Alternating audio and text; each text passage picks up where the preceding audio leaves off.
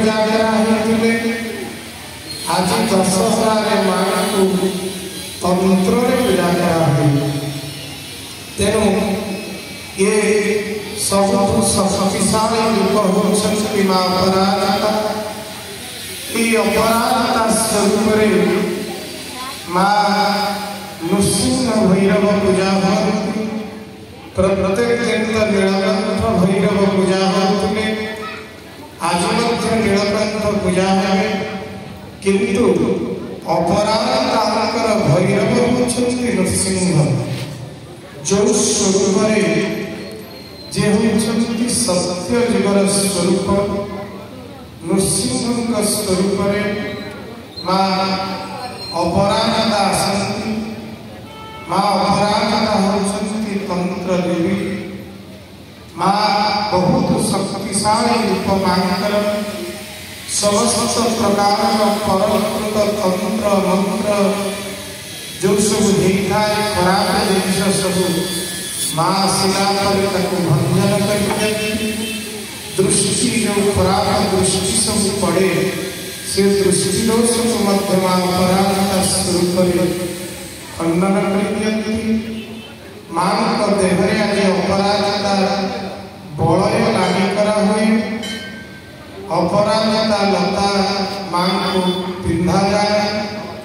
ता सहित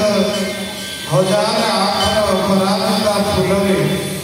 माँ को माला कराई माँ को पिंधा जाए पवित्र दशहरा तिथि एक दशहरा से माँ को दर्शन करे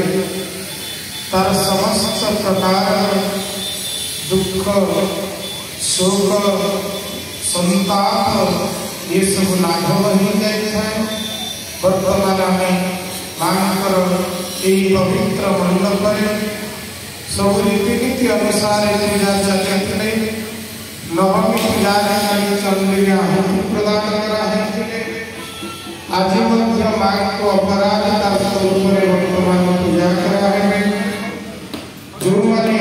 एक पवित्र पूर्णाहुति संध्या 5:30 समय पवित्र पूर्णाहुति है 6टा समय सुधा ये पवित्र शारदीय दुर्गा पूजा 16 वार्षिक पूजा विश्राम तेणु जो मैंने एक पवित्र पूर्णाहुति में समस्त दिव्य देवता मान यज्ञकुंड आवाहन करा हुए पवित्र पूर्णाहुति नवग्रह जगन्नाथ बलभद्र सुभद्रा सुदर्शन लक्ष्मी काली सरस्वती ग्राम दिवाली समस्त यज्ञकुंड को निमंत्रण करा हुए तार मुख्य कर्ता द्वारा पवित्र पूर्णाहुति कार्य संपादन हुए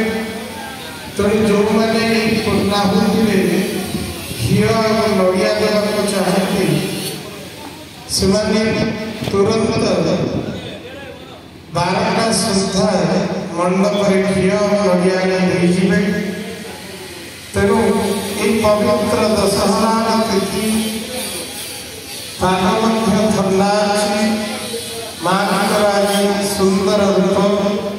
कमनीय रूप माँ दर्शन दौरान माँ साहन मेला दर्शन चली पवित्र दशहरा आज माँ मंडप उन्मुक्त अच्छी माँ द्वार समस्त आज खोला अच्छी तेणु जो भक्त मान एपर्यंत माँ पाखे पहुँची ना से तुरंत पहुँची माँ पवित्र अपराजिता स्वरूप को दर्शन करी निजर निज परिवार